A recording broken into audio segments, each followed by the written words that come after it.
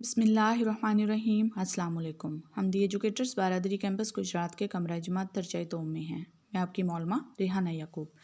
तफहीम उर्दू जमात दोम से आजकल जो हमारा उन्वान चल रहा है उसका नाम है हम सब एक हैं। बेटा सफ़ा नंबर 61 से आज हम मशकी सवालात करेंगे। सबसे पहले अपना सफ़ा तैयार कर लीजिए। 22 दिसंबर है, जमात का काम है और दिन है मंगल का।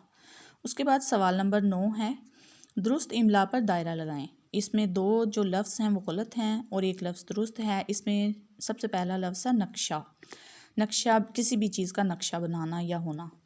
नक्शा में पहला जो लफ्ज़ है वो ठीक है।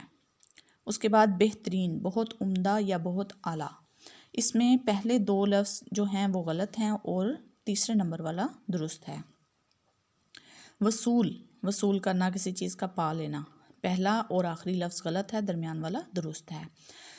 उसके बाद है दावत। पहले दो गलत हैं और आखिरी जो लफ्ज़ है दावत वो इमला की रूह से ठीक लिखा गया है। सूबों, दोनों आखिरी जो हैं वो लफ्ज़ गलत हैं, पहला लफ्ज़ दुरुस्त है। आप इनको बेटा दायरा लगा लीजिए और दुरुस्त इमला को कापी पर भी लिखना सीखें। अब आते हैं मुतरादिफ अल्फाज की तरफ। क़वाइद हैं हमारे पास। ऐसे अल्फाज जो मानी के लिहाज से एक हों इन्हें मुतरादिफ अल्फाज या हम मानी अल्फाज कहते हैं। मसलन तारीकी अंधेरा, तारीकी अंधेरे को भी कहते हैं, अंधेरा कहें तो तारीकी भी कह सकते हैं। उजाला रोशनी, रोशनी अगर कहेंगे तो हम उजाला भी कह सकते हैं, यानी इसका भी मतलब यही है, इसका मतलब भी यही है। अगला लफ्ज़ है दुबला। दुबला यानी पतला सा जो होता है वगैरह। ये अल्फाज मिसाल के थे। अब आइए किताब पर हल करते हैं। दिए गए अल्फाज को इनके मुतरादिफ अल्फाज से मिलाएं। ऊंचाई, ऊंचाई कहते हैं बेटा बुलंदी को। बुलंदी जो होती है उसी को ऊंचाई कहते हैं। ये लफ्ज़ इसके साथ मिलता है, यानी इसका और इसका मतलब एक ही है। अगला लफ्ज़ है हमारे पास सब्ज़। सब्ज़ कहते हैं हरे को। कहते हैं ना कि हरा और सब्ज़, आप सब्ज़ कहेंगे तब भी ठीक है, हरा कहेंगे तब भी ठीक है। निगरानी, हिफाजत करना। निगरानी हिफाजत करने को कहते हैं, तो अगर कहीं हिफाजत लफ्ज़ इस्तेमाल हो तो हम ये भी कह सकते हैं निगरानी। दरख्त, दरख्त शजर को कहते हैं और शजर कहते हैं दरख्त को। आब, आब कहते हैं पानी को। ये मैंने इसके साथ मैच करके आपको बताया है। आब कहते हैं पानी, हम कहते हैं ना आबे ज़मज़म, आब कहते हैं उसमें पानी को और ज़मज़म पानी का नाम है।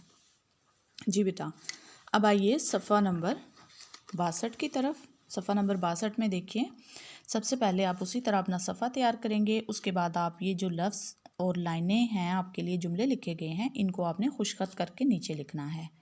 आबादी के लिहाज से पंजाब सबसे बड़ा सूबा है। इसको बेटा खुशखत करके ऊपर से देख के यहाँ लिखना है।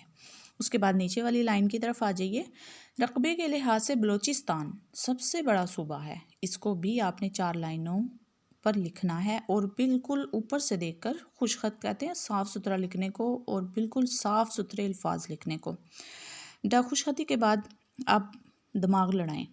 30 को 10 से तकसीम करने के बाद इसमें क्या जमा करें कि जवाब 10 ही आए।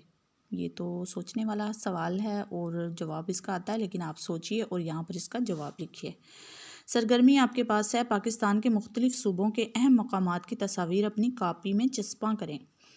आप कोई सी भी तस्वीर ले सकते हैं, मीनार पाकिस्तान की या बादशाही मस्जिद की या इस्लामाबाद मस्जिद जो है फैसल मस्जिद उसकी ले सकते हैं या मरी के नज़ारों की ले सकते हैं। आप वो तस्वीर लगाएं अपनी उर्दू की कॉपी में सीधी साइड पर और उसका नाम भी लिखें।